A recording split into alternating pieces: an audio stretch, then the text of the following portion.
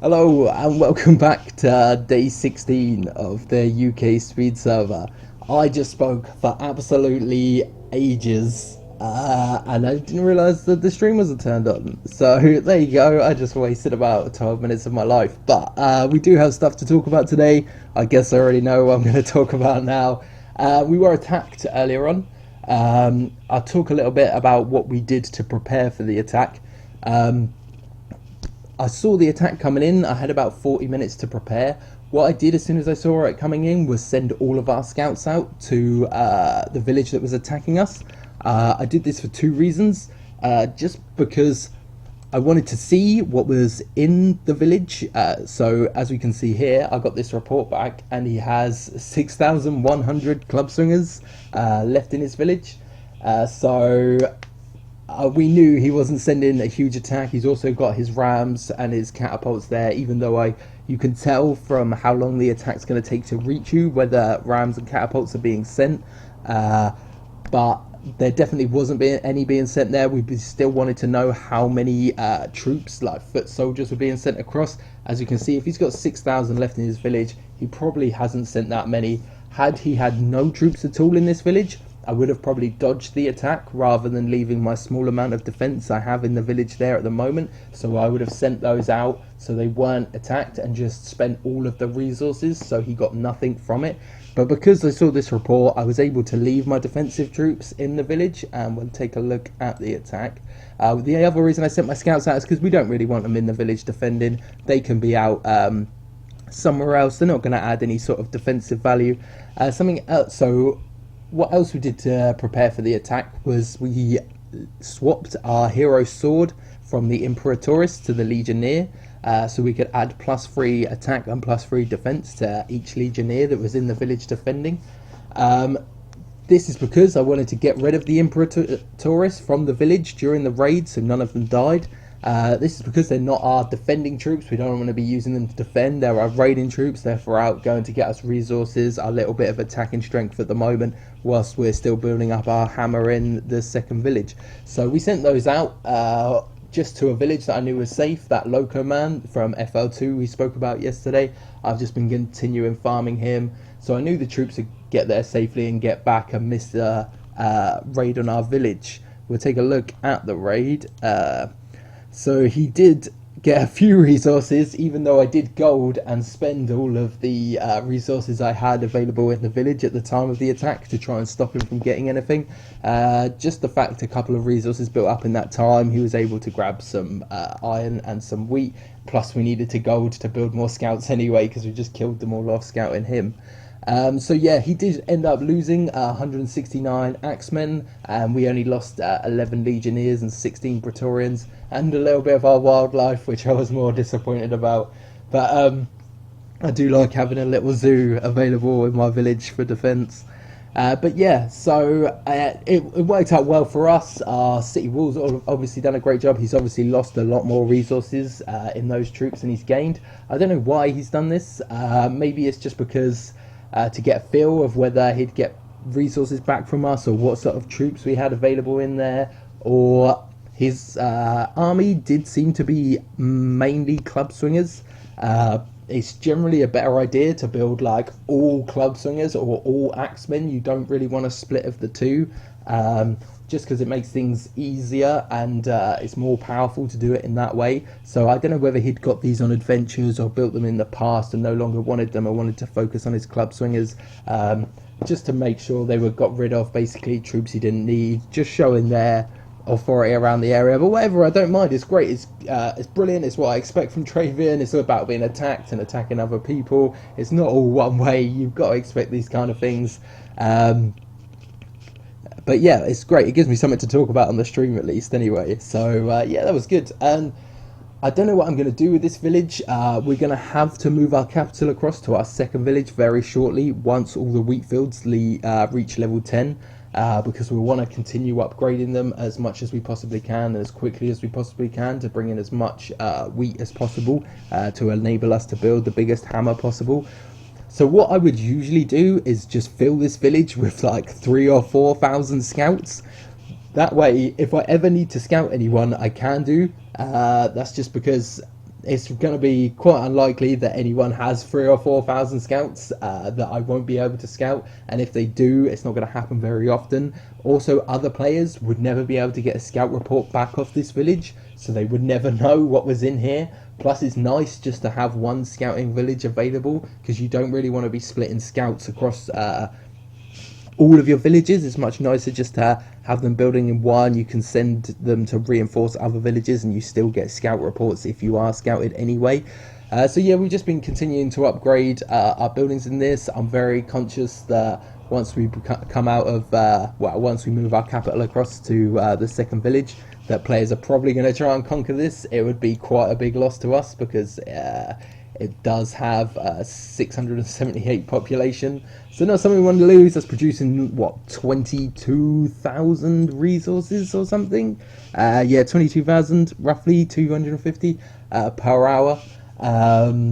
So yeah, it's not something we want to lose. It's going to be producing a lot of culture points. We can put defense in there. So what we're going to do is we're going to mainly focus on building defense in this village now. I think we are going to still build some more Imperatores. Maybe that guy who has 6,000 club swingers, see if we can get an attack in on him. It is his capital, so I assume he is probably going to have active troop evasion on, and we're probably not going to be able to hit them. But I'll just show you what would happen if we were. We got 500, and I think he had 6,200 roughly. So yeah, if we chuck that in the combat simulator, boom! Oh, 6,200 dead. We lose about 200 troops. So yeah, we'd love to pick up those attacking points. Those club swingers are awful defensive troops, but I don't think we're going to be able to do it. I probably will send across my hero just by himself, just to see if his troops do evade the attack. So I can see if it might be a possibility that we can catch him out if he doesn't have active troop evasion. But I think it's pretty likely he probably will do. Going on to the 15 cropper, we've been carrying on building up our hammer. We got a few troops in there. We're trying to keep sort of a 3-to-1 ratio between Empyreans and Caesarus. That's the kind of ratio we want for our hammer in the end. It might be hard to do that throughout the entire game, but we're going to do it as much as possible. And we're going to be upgrading these in the forge, both to level 20 as soon as possible as well. Other than the wheat fields, which are almost all to level 10, we've just finished upgrading the bakery to level 5, and we've got that second granary in there now. We're going to need maybe like 3 or 4 granaries in this village and a couple of warehouses to hold all the resources. That's because we're producing like 15,100 wheat per hour, so that's what, like 5.5 hours worth of granary space, and I do need to sleep for maybe 6 hours a day at some point, so they are maxing out at the moment. So we're just going to try and get that second granary up, get the academy up so we can build the siege workshop, start building those catapults and rams, because we want to start building them as soon as possible as well, because they do take a really long time to build up a large amount of them, and we're going to want to aim for sort of 1 to 5,000. I can't work out really how well it's going to go. It depends how well and how long the server goes on for at this stage, because it all depends on end game. It could be over relatively quickly, or it can drag out for a long time, but that's just something we'll have to deal with and see what happens when it comes to it. Just been upgrading the resource villages in this. We will start upgrading one of each to 10 now, so we can get those 3 resource buildings in again. That plus 25% of each resource does really add a lot, so it's something we want to get done as soon as possible. It does definitely it's definitely easier and quicker to build those now. All the fields are level 7 or 8 than it is to start upgrading the fields, so it's more cost effective and will produce more resources. So that's something we want to get done. You can notice that I've upgraded sort of clay more and wood more than iron and wheat, for example. That's just because it costs less iron and wheat to upgrade the other resource fields, so we want to just upgrade, let's make the most of the resources we have available. So if we spend them all on wheat, we're going to have to be using gold a lot to sort of redistribute those resources, whereas if we're upgrading the claymore, which is what we're spending more at the moment to upgrade the other fields, then we don't have to do that, and we can upgrade the other fields much quicker. So you just want to sort of, I definitely haven't got it perfect. This is not something I would recommend. I'd definitely say take a look yourself, work it out, what you're going to need to upgrade more often than others. It's not something you have to do that often, but when you're building these villages, just it takes less time, and time is resources, and time is culture points, etc. in this game. So you just want to make the most of the time you got. Same with this village, we're just doing the same. We're trying not to feed it that much anymore. I will upgrade this clay bit now we have the chance. In fact, let's go for a wood. Oh, upgrading that. Right, yeah. We will start feeding it more as it comes to the point where we have the culture points available to settle our 5th village, because we do need to get that residence up to level 10, literally, and the 3 setters built, so the second it ticks over to give us enough culture points to settle the 5th village, they are ready to go. So we will be feeding it with village 3 to get it ready for that, so that's something we'll be doing next. Other than that, we've just been continuing farming. Let's take a look. We haven't been farming as much as I'd like to. I haven't got a farm list. Really, we do have a farm list, but top 1 climber is top 1 climber again. Fair play. He's managed to live up to his name there. I don't know. Yeah, so yeah, we've still climbed 108 ranks this week, which is great. We've only raided 300,000 resources. There's Faded Panda again, crushing it. What's that, 10 mil? Only 10 mil resources there. Not like it's a huge amount or anything. But yeah, definitely we've been spending all the resources we've raided on more troops. It just allows us to spend the resources we are producing in our village on either culture points or sending across to our 2nd village to just upgrade those wheat fields and get that hammer under the way. It's not too bad. We're definitely increasing it day by day. It will start increasing more and more as the days goes on, and quicker once I get 24-hour build queues in and those rams and catapults on the build. But yeah, other than that, everything seems to be going pretty well. We will take a quick look at the graphs before I sign out. Units have gone up, almost at 3,000 wheat consumption per now. Resources massively gone up too. Still got 4 villages. Ranks dropped a bit there. It's like a little bit. I think we are doing really well. As I said on rank before, we want to get into the top 100. If we don't get into the top 100 for this server, I'll probably be disappointed with how we've done. But I think it's something we can definitely do. It's a challenge. Our next goal is to try and overtake Rizan in population, who is the guy we're in an alliance with at the moment. I think it's something we could do. I reckon we could do it.